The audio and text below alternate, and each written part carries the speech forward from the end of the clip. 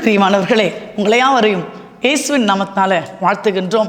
இந்த நாளிலும் லூக்கா 7ஆம் அதிகாரம் 11 முதல் 16 வரை ஒரு சம்பவம் நடக்கிறது. இயேசு நாயின் என்ற ஒரு சிறு கிராமத்துக்குள் செல்கிறார்.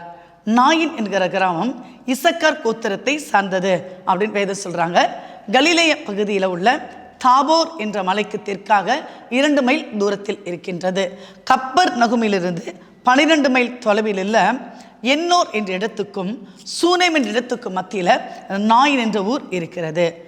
வேதத்தில் பல ஊர்கள், எருசலேம், கலிலேயா, அதை பற்றி அடிக்கடி சொல்லியிருப்பாங்க.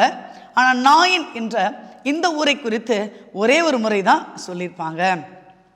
நாயின் ஊரில் ஒரு விசேஷம் என்னன்னா, அங்கே மரணமும் ஜீவனும் ஒன்றை ஒன்று சந்திக்கிறது. இங்கே என்ன ஆகுதுன்னா, ஜீசஸ் அந்த பவனி முடித்து ஓசன்னா பவன் செல்கிறார். அந்த ஊர்வலம் ஒரு பக்கம் போகிறது. இந்த நாயின் ஊர்லேருந்து ஒரு வாலிபனை, ஒரு மரித்த ஒருவனை, ஒரு பிரேதத்தை என்ன பண்ணுறாங்க, வெளியே கொண்டு வராங்க. நாயின் என்ற வார்த்தைக்கு அழகானது, பியூட்டிஃபுல் அப்படின்ற பெயர். இப்போ இயேசு அங்கே போகும்போது என்ன நடக்குதுன்னா, ஒரு விதவை தாய், அதாவது அந்த அம்மா அவங்க விதவை, அவங்களுக்கு ஒரே ஒரு மகன் தான். அந்த மகனும் இறந்து போகிறார். பாருங்க, அந்த அம்மா எப்படி அழுதுருப்பாங்க. அவங்க ரொம்ப தேம்பி தேம்பி தேம்பி என்ன பண்ணுறாங்க, அழுது கொண்டே வெளியே வருகிறார்கள். அப்படி வரும்பொழுது அவங்களுக்கு மனசு எப்படி இருந்திருக்கும்? ஒரு சைடு பார்த்தீங்கன்னா அவங்களுக்கு கணவர் இல்லை, மற்றொரு சைடு ஒரே ஒரு மகன், அவனும் என்ன பண்ணுறாங்க, இழந்துட்டாங்க. அப்போ யார் மற்ற ஒரு சூழ்நிலையில், ஒருவேளை அனாதையாக்கப்பட்ட ஒரு சூழ்நிலையில், ஒருவேளை தனிமையான சூழ்நிலையில் அவங்க ரொம்ப அழுது கொண்டு இருக்கிறார்கள். அவங்களுக்கு பின்னாடி ஊர் ஜனங்க வராங்க. ஊர் ஜனங்க என்ன பேசியிருப்பாங்க, அவங்க என்ன பாவம் பண்ணாங்களோ, ஏது பாவம் பண்ணாங்களோ, இவங்களுக்கு தொடர்ந்து இது மாதிரி வர்றது, அப்படி தானே உலகத்தை சாதாரணமாக பேசுவாங்க. அப்படி ஒரு கூட்ட ஜனங்கள் பேசிக்கொண்டு வந்திருக்கக்கூடும். அங்கே பார்க்குறாங்க, அந்த அம்மா கண்களை ஏறெடுத்து பார்க்கிறார். முன்னால் வரும் அந்த ஊர்வலத்தில் இயேசு ஜெயகம்பீரமாய் வருகிறார். அவர் சொல்கிறார்ல, மரித்தேன் ஆனாலும் சதா காலத்திலும் உயிரோடு இருக்கிறேன் அப்படின்னு சொல்கிறாரு. அப்படிப்பட்ட ஒரு கர்த்தர், நானே உயிர்த்தெழுதலும் ஜீவனுமாய் இருக்கிறேன் என்று முழக்கமிடுகிற கர்த்தர். இன்னமோடு எந்த ஊரும் அந்த நாயினூர் விதையின் மகள் ஊர்வலம் இப்படி செல்லுகிறது. இங்கே பார்த்தீங்கன்னா ஆப்போசிட்டில் ஜீசஸ் வரார். பயப்படாதே, நான் முந்தினவரும் பிந்தினவருமாய் இருக்கிறேன், உயிருள்ளவரும் இருக்கிறேன், மரித்தேன் ஆனாலும் சதா காலங்களில் உயிரோடு இருக்கிறேன், மரணத்துக்கும் பாதாளத்துக்கும் உரிய திறவுகோள்களை உடையமாய் இருக்கிறேன். இப்படிப்பட்ட கர்த்தர் எதிர்க்க வராரு. ஃபார் எக்ஸாம்பிள், நம்ம சாதாரணமாக போகிறோம், நமக்கு முன்பாய் ஒரு மரண ஊர்வலம் வருகிறது அப்படின்னு வைத்துக்கொள்ளுங்களேன். அப்போ நம்ம என்ன பண்ணுவோம், நேராக போகுமா? போக மாட்டோம். அந்த மரண ஊர்வலத்தை பார்த்த உடனே ஒரு பக்கமாய், இந்த நல்ல சமாரியன் கதையில் பார்த்தீங்கன்னா ஆசாரியர் லேவியெல்லாம் பண்ணுவாங்க. ஒரு மனுஷன் குற்றுயிர் கொலையுரமாக கிடப்பார். ஆசாரியர் ஒரு பக்கமாய் விலகி போனார், லேவியர் ஒரு பக்கமாய் விலகி போனார். நல்ல சமாரியன் மட்டும் நம்ம கிட்ட போய் ஹெல்ப் பண்ணுவார். இப்போ நம்ம கூட ஒரு டெட் பாடி வருது, ஒரு பிரேதம் வருது, ஒரு அந்த மாதிரி ஊர்வலம் வந்தால் ஒதுங்கி செல்வோம். வாகனத்தை ஸ்டாப் பண்ணிவிடுவோம். அதுக்கு நேரம் என்ன பண்ண மாட்டோம், நம்ம போகவே மாட்டோம். ஒரு பெரிய ஆக்டர் வராங்கன்னா நம்ம முண்டி அடித்து கொண்டு என்ன பண்ணுவோம், அவங்க எப்படி இருக்காங்க போய் பார்க்கணும் அப்படின்னு யோசிப்போம். ஒரு அரசியல்வாதி வராங்கன்னா அவங்கள போய் பார்க்கணும், அவங்களோட ஃபோட்டோ எடுக்கணும் அப்படிலாம் நம்ம யோசிப்போம். கடந்த மாதத்தில் நானும் டிரைவர் தம்பி நாங்கள் என்ன பண்ண ஒரு ப்ரேயருக்காக சென்று கொண்டு இருந்தோம். அப்படி திடீர்னு எங்கள் கார் கிட்ட வரும்போது ஸ்டாப் பண்ணிட்டாங்க ஒரு விமன் போலீஸ். எங்களுக்கு ஏன் அப்படின்னு தெரியல, சொல்லிட்டு வந்தாங்க. நாங்கள் வண்டி ஆனில் வச்சுருந்தோம். அவங்க சொன்னாங்க, இந்த வண்டி ஆஃப் பண்ணுங்க அப்படின்னு சொன்னாங்க. சரி, ஆஃப் பண்ணிட்டோம். அப்படி என்ன அப்படின்னு பார்த்தீங்கன்னா, அந்த இடத்துல சிஎம் போகிறாரு, முதலமைச்சர் போகிறாரு, கொளத்தூர் பகுதியில் பெட்ரோல் பங்க் ஆப்போசிட்டில் சொன்னாங்க. அப்போ ஏசி எல்லாம் ஆஃப் பண்ணிட்டோம், கார் ஆஃப் பண்ணிட்டோம். அப்போ டிரைவர் தம்பி சொன்னாங்க, நல்ல சான்ஸ் சார், இன்னைக்கு நம்ம வண்டி தான் ஃபஸ்ட்டில் நிற்குது, நம்ம சிஎம் ரொம்ப க்ளோஸாக பார்க்க போகிறோம் அப்படின்னு சொன்னார். அவருக்கு ஒரு சந்தோஷம், எனக்கு கூட ரொம்ப சந்தோஷம்தான். ஏன்னா சிஎம் அவ்வளோ க்ளோஸாக போகிற பார்க்கணும், ஒரு சந்தோஷம்தான். அப்போ உலக பிரகாரமாக ஒரு சிஎம் பார்க்கணும் மனசு அவ்வளோ சந்தோஷப்படுது இல்லை? அப்போ அந்த நாயின் விதவை அம்மா இந்த ஜீசஸை பார்த்தோன்னையும் அவங்க மனசு எவ்வளோ சந்தோஷமாக இருந்திருக்கும். அவங்க தேம்பி தேம்பி அழுதுருப்பாங்க, ஐயோ மகன் இன்னும் கொஞ்ச நேரம் மகனை இழக்க கொடுக்க போகிறாங்க. அந்த துக்கம், ஒரு எக்ஸ்ட்ரீம் லெவல் துக்கத்தில் இருக்கிறாங்க. அந்த நேரத்தில் தான் அவர்கள் இயேசுவை பார்க்குறாங்க. ஆண்டவர் நேரடியாக என்ன சொல்கிறாருன்னா, அந்த அம்மா பார்க்குறாரு, இயேசு நாயினூர் விதவை பார்த்து அழாதே என்று சொன்னார். அவங்க என் மகனை உயிர்ப்பீங்கன்னு கேட்கல, அவங்க பார்க்குறாங்களா, வேதம் சொல்லுகிறது பார்க்குறாங்களாம். அந்த பார்க்குற அந்த பார்வை, அந்த ஃப்ராக்ஷன் ஆஃப் செகண்ட் ஜீசஸ் வந்து என்ன சொல்கிறாராம், அழாதே என்று சொன்னார். நீங்கள் பாருங்கள், எத்தனை ஆறுதலான ஒரு வசனம் இல்லை? யாராவது நம்ம பார்த்து அழாதீங்க அப்படின்னு சொன்னால் நம்மளுக்கு அவ்வளோ கம்ஃபர்ட்டாக இருக்கும். We feel so comfort. நம்ம ரொம்ப ஆறுதலாக இருக்கும். நம்மளை பார்த்து அழாதன்னு சொன்னாங்களே, சில கவலைப்படாதீங்க, இன்னும் ஒருபடி மேலே போய்ட்டு நான் உங்க கூட இருக்கிறேங்க, நான் உங்களுக்காக இருக்கிறேங்க, நான் எதை வேணால் செய்வேங்க, நீங்கள் கவலையே படாதீங்க அப்படின்னு சொன்னால் மனசு எவ்வளோ சந்தோஷமாக இருக்கும்ல. அவங்க உதவி செய்வாங்களோ செய்ய மாட்டாங்களோ தெரியாதுங்க. ஆனால் இந்த சொல்லுகிற அந்த ஆறுதல வார்த்தை இருக்கிறது பார்த்தீங்கன்னா, அந்த வார்த்தையை ரொம்ப கம்ஃபர்ட் பண்ண பைபிள் கூட சொல்லுகிறது, அவர் தமது வார்த்தைகளை அனுப்பி விடுதலை ஆக்குகிறார், அவர் தமது வார்த்தைகளை அனுப்பி விடுதலை ஆக்குகிறார், குணமாக்குகிறார் அப்படின்னு. அந்த வார்த்தைக்கு அவ்வளோ பவர்ஃபுல். சாதாரண மனுஷங்க நம்மளோட அன்பை பேசினா அந்த வார்த்தைக்கு அவ்வளோ பவர்ஃபுல். அவங்க முழு அன்பை நமக்கு கூட கொடுக்குறாங்க அப்படின்னு நம்பிக்கை. அப்போ ஆண்டவர் சொல்கிறாரு, அழாதே அழாதே அப்படின்னு சொல்கிறாங்க. அந்த அம்மா வந்து ரொம்ப சந்தோஷப்படுறாங்க. ஆண்டவர் கூட யவீரின் மகள் மரித்த போது சொல்கிறாரு, தலித்தா குமி, சிறுப்பினை எழுந்திரு அப்படின்னு சொல்கிறாரு. இப்போ உலகத்தான் அழாதேன்னு சொல்கிறதுக்கும் கர்த்தர் அழாதேன்னு சொல்கிறதுக்கும் ரொம்ப வித்தியாசம் இருக்கிறதுங்க. ஒரு புக்கில் ஒரு கதை படிச்சிருக்கல, புத்தரை பற்றி நம்ம பாடப்புத்தலை படிச்சிருக்கோம். புத்தர்கிட்ட ஒரு அம்மா வராங்க, அவங்களோட குழந்தை மரித்து போகிறாங்க. அப்போ அவங்க சொல்கிறாங்க, இந்த குழந்தை மரித்து போய் விட்டது, இதை நீங்கள் உயிரோடு எழுப்பி கொடுக்கணும் அப்படின்னு சொல்லிட்டு அவர்கிட்ட கேட்குறாங்க. அப்போ அவர் சொல்லுவார், நீங்கள் போயிட்டு யார் வீட்லையாச்சும் மரணமே வராத ஒரு வீட்டுக்கு போயிட்டு நீங்கள் என்ன பண்ணுங்க, கொஞ்சம் கடுகு வாங்கிட்டு வாங்க அப்படின்னு சொல்லுவாங்களாம். அந்த பேதை அந்த அம்மா எல்லா வீட்லேயும் போவாங்களாம், எல்லா வீட்லேயும் மரணம் வந்திருக்குமா.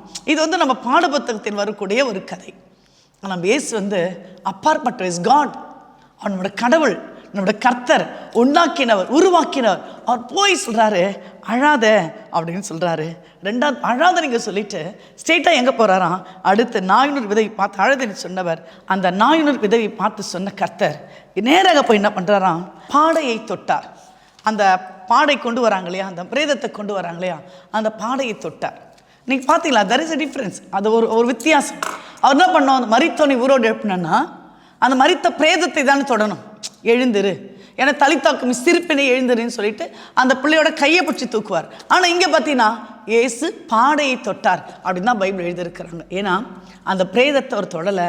ஏன்னா பிரேதத்தை தொட்டவங்க தீட்டுப்பட்டு இருப்பாங்க, 7 நாள் பலி செலுத்த முடியாது அப்படின்னு சொல்லிட்டு ஆகாய் 2ஆம் அதிகாரம் 13ஆம் வசனம் சொல்லுகிறது.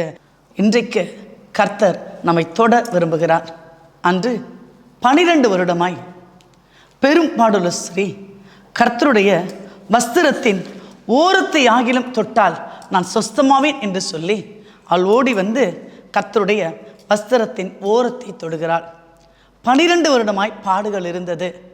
அதற்கு முந்தைய வசனம் சொல்லும், அவர் அநேக வைத்தியர்களால் அவர் அலைக்கழிக்கப்படுகிறாள், அநேக வைத்தியரிடம் செல்லுகிறாள், ஆனால் ஒன்றும் நடக்கலை, சுகம் கிடைக்கல.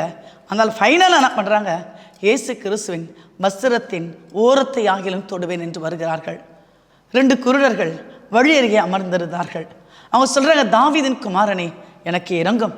ஆண்டவர் கேட்குறாரு, நான் உனக்கு என்ன செய்ய வேண்டும், கண்களை திறக்க வேண்டும். இயேசு தொட்டார். இன்றைக்கு கர்த்தர் உங்கள் வாழ்வை தொட விரும்புகிறார், உங்களை தொட விரும்புகிறார். அவரோட கரங்கள் ஆசீர்வாத கரங்கள், அவரோட கரங்கள் அற்புதத்தின் கரங்கள். அவர் ஒரே ஒரு தொடுதல் 1000 அற்புதங்களை பூமிக்கு கொண்டு வரும். அவர்களை அற்புதமாய் மாற்ற விரும்புகிறான். இந்த வேதத்தில் மரித்தவன் உயிரோடு எழுப்புறார். 3வது பார்த்தீங்கன்னா அவர் தொட்டார், அந்த பாடையை தொட்டார், மரித்தவன் உயிரோடு எழுந்தான். 3வது ஆண்டவர் அந்த மகனை கொண்டு, வாலிபனை கொண்டு போய் தன் தாயிடம் ஒப்படைக்கிறார். ஏன் தெரியுமா, இஸ்ரவேல் தேசத்திலே ஒரு பழக்கம் இருக்கிறது. மரிக்க போகிற ஒருவன் தன் குடும்பத்தை, விசேஷமாக பெற்றோரை யாரிடமாவது ஒப்படைத்து விட்டு தான் மரிக்க வேண்டும். இயேசு கிறிஸ்து கூட தான் மரிக்கும் பொழுது தன்னுடைய தாயை தனக்கு அருமையான சீசனாக யோவானிடத்தில் ஒப்படைக்கிறார். அந்த அம்மா அவர்கள் என்ன சொல்லிப்பாங்க, ஐயா என் மகனை நீங்கள் என்ன பண்ணீங்க, உயிரோடு கொடுத்தீங்களே, என் மகனை நான் உனக்காக கொடுக்குறேன், ஊழியத்துக்காக கொடுக்குறேன் அப்படின்னு கூட சொல்லியிருக்கலாம். அப்போஸ்தலனாகிய பவுல் சொல்கிறாரு, நான் நல்ல போராட்டத்தை போராடினேன், ஓட்டத்தை முடித்தேன், இது போல் நீதியின் கனவு எனக்காக வைக்கப்பட்டு இருக்கிறது அப்படின்னு சொல்கிறாரு. இன்றைக்கி நம்ம எந்த ஊர்வலத்தில் இருக்கிறோம்? ஒருவேளை இயேசு வந்தது ஒரு ஆரவாரமான ஒரு குருத்தோலை அந்த ஊர்வலம், ஆனால் இவர்கள் வந்தது ஒரு நாயின் ஊர்வலம். எப்படின்னா அது ஒரு மரணத்தை சுமந்து ஒரு பிரேதத்தை சுமந்து கொண்டு வந்த ஒரு ஊர்வலம். கர்த்தர் மரித்து போய் இருக்கிற நம்மை உயிர்ப்பிக்க வல்லமையுள்ள தேவனாய் இருக்கிறார். ஸோ அந்த மரித்தவன் உயிரோடு எழுந்த உடனே இந்த மரித்தவருக்காக ஒரு கூட்ட ஜனம் வந்திருப்பாங்களே, அந்த ஒரு கூட்ட ஜனமும் யாரோடு இணைந்து கொண்டார்கள்? கர்த்தரோடு இணைந்து கொண்டார்கள்.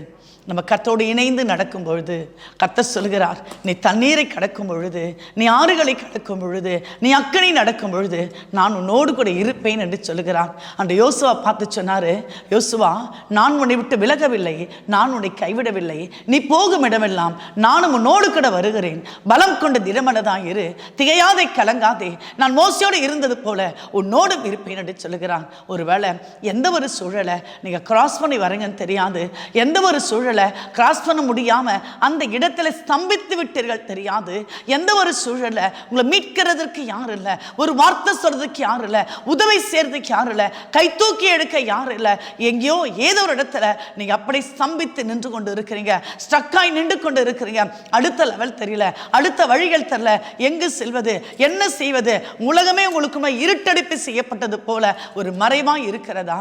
நீங்க ஓடி வந்துருங்க, ஓடி வந்துருங்க. ஆண்டவர் உங்களை பார்த்து சொல்வாரு, அழாத அழாத. எதற்காக அழறீங்க? எதற்காக அழறீங்க?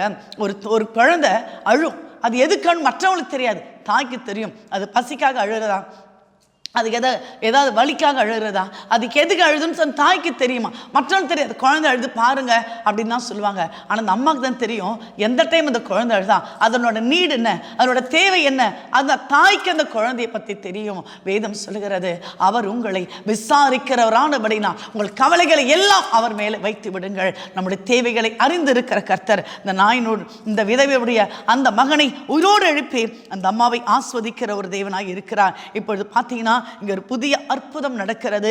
இது ஒரு புதிய ஆரம்பமாகிவிட்டது. இந்த காட்சி ஒரு கண்கொள்ளாத காட்சி. ஏன்னா இயேசுவோடு வந்தவங்களும் இந்த சவத்தோடு வந்தவங்களும் இருவரும் இணைந்து விடுறாங்க. ஒரு ஊர்வலம், அது எப்படின்னா பூமியிலிருந்து ஒரு ஊர்வலம் புறப்படுகிறது, வானத்தில் ஊர்வலம் பரப்புகிறது. ஒரு நாளிலே தேவனாகிய கர்த்தர் ஆரவாரமான தூதரோடும் பிரதான தூதரோடும் என்ன பண்ணுவாராம், வானத்திலிருந்து அப்படியே வருவாராம். அந்த மத்திய ஆகாயத்தில் என்ன நடக்குமா? ஒருவேளை நம்ம உயிரோடு இருந்து மறுரூபமாக்கப்பட்டா மத்திய ஆகாயத்தில் ஒரு ஆட்டுக்குட்டியானவரின் கல்யாணம் வருமா? அப்படியே பரம எருசலேமே பரலோகம் விட்டிறங்குதே, அலங்கார மனவாட்டியாய் அழகாக ஜொலித்திடுது என்று நாம் என்ன பண்ணுவோம், பாடி அப்படியே போமா. அந்த மத்திய ஆகாயத்தில் போகும்போது நாம் மறுரூபமாக்கப்படுவது நம்ம கர்த்தரோடு இணைந்து விடுவோமா. பரிசுத்த நகரமாகிய சியோனுக்கு என்ன பண்ணுவாராம், கர்த்தர் நம்மை அழைத்து செல்வாராம். இந்த உலகம் ஒரு வாடகை விடுதாங்க, அது எப்போ நம்ம அதை வெக்கேட் பண்ணோம் நம்மளுக்கு தெரியாதுங்க. ஆண்டவர் சொல்றாரு, உலகத்தின் முடிவு பரியந்தம் சகல நாட்களிலும் நான் உன்னோடு கூட இருக்கிறேன் என்ற ஒரு அருமையான வாக்குத்தத்தத்தை இந்த நாளில் தராரு. நீங்க மரித்து போய் இருக்கலாம், அழுது கொண்டு இருக்கலாம், நீங்க ஏதோ இல்லாமையில் இருக்கலாம், இயலாமையில் இருக்கலாம், முடியாம இருக்கலாம், வியாதினால கட்டப்பட்டு இருக்கலாம், நடக்க முடியாம இருக்கலாம், படுக்கையில் இருக்கலாம், வியாதிக்கு தீர்வே இல்லாது இருக்கலாம். ஆனால் ஆண்டவர் ஒரே ஒரு தொடுதல், அவர் தமது வார்த்தைகளை அனுப்பி விடுதலை ஆக்குகிறார், அவர் தமது வார்த்தைகளை அனுப்பி குணமாக்குகிறார். அவருடைய குணமாக்கும் தழும்புகளை குணமாக்குறோம் என்று வேதம் சொல்லுகிறதே. ஒரு மரித்தவனையே உயிரோடு எழுப்பின தேவன் இன்று நம்முடைய வாழ்க்கை உயிர்ப்பிக்க வல்லமையுள்ள தேவனாய் இருக்கிறார். ஸோ எந்த ஒரு இடத்துல நீங்கள் ஸ்டக்காய் ஸ்தம்பித்து இருக்கிறீங்களோ சொல்லுங்கள், ஆண்டவரே இந்த சூழ்நிலை மாறட்ட ஆண்டவரே, என்னோட சிச்சுவேஷன்ஸ் மாறட்ட ஆண்டவரே, என்னோட சூழல்களுக்கு மேலாய் நீர் அசைவாடி ஆண்டவரே. ஒரு மரித்தவனை ஊரோடு எழுப்பினீங்களே, அந்த உயிர்ப்பிக்கிற வல்லமையினால நிரப்புங்கன்னு கேட்கும்போது அபிஷேகத்தால் நிரப்புவார். வேதம் சொல்கிறது, அபிஷேகத்தால் நுகங்கள் முறியும், அக்கினியினால் ஜெயம் எழும்பும். அல்லேலூயா. எங்கள் அன்பின் ஆண்டவரே, உம்மை நன்றியோடு கூட துதிக்கிறோம். இதை கேட்டுக்கொண்டு ஒவ்வொருவருக்காய் நன்றி ஆண்டவரே. அந்த விதவை தாய் ஆண்டவரே, கணவனற்ற ஒரு சூழ்நிலை ஆண்டவரே, இருந்த ஒரு மகனும் மரித்த போது அப்பா அவங்க உயிரோடு எழுப்புங்கன்னு கேட்காம ஒரு சூழ்நிலையில நீங்க அழகாய் சென்று அவரை எழுப்பி கொடுத்த ஆண்டவரே, அந்த மகளுடைய வாழ்வை ஆண்டவரே சுக வாழ்வை துளிர்க்க செய்தரே. அப்படி போல் ஆண்டவரே, பட்டு போன மரங்கள் எல்லாம் தண்ணீர் பட்டம் துளிக்கிறது போல் ஆண்டவரே, யாரெல்லாம் வாழ்வற்று இருக்கிறார்களோ, இந்த வாழ்க்கை ஏன் என்று இருக்கிறார்களோ ஒருவரையும் கர்த்தர் ஆஸ்வதிங்க ஆண்டவரே. அன்பின் வார்த்தைகள் புறப்படட்டும், ஆறுதலின் வார்த்தைகள் புறப்படட்டும். எத்தனை பேர் அழுது கொண்டு இருக்கிறாங்களோ, புலம்பிக் கொண்டு இருக்கிறாங்களோ, அவங்கள பார்த்து ஆண்டவனை சொல்லுகிறேன், நீ அழாதே, நீ அழாதே, நீ அழாதே, நான் உன்னோடு கூட இருக்கிறேன் சொன்ன தேவன் ஆண்டவரே. முகத்தில் வழிகிற கண்ணீரை துடைக்கிற தேவன் ஆண்டவரே. ஆறுதல் படுத்தி தேர்தல் படுத்தி அற்புதத்தை செய்கிறவர். அழாதே என்று விட்டல் ஆண்டவரே, நீங்க அற்புதம் நடத்துனீங்க ஆண்டவரே. இன்று எதிர்பார்த்து கொண்டுகிற அற்புதங்கள் நடக்கட்டும், வேண்டுகிற அற்புதங்கள் நடக்கட்டும். நினைக்கிற அற்புதங்கள் நடக்கட்டும், தடை கற்கள் மாறட்டும். கர்த்தர் தாமே ஒவ்வொரு குடும்பத்தின் தேவைகளை சந்தித்து வழிநடத்தி ஆசீர்வதிங்க. இயேசுவின் மூலம் கேட்கிறோம் ஜீவனுள்ள நல்ல பிதாவே. ஆமீன், ஆமீன், ஆமீன்.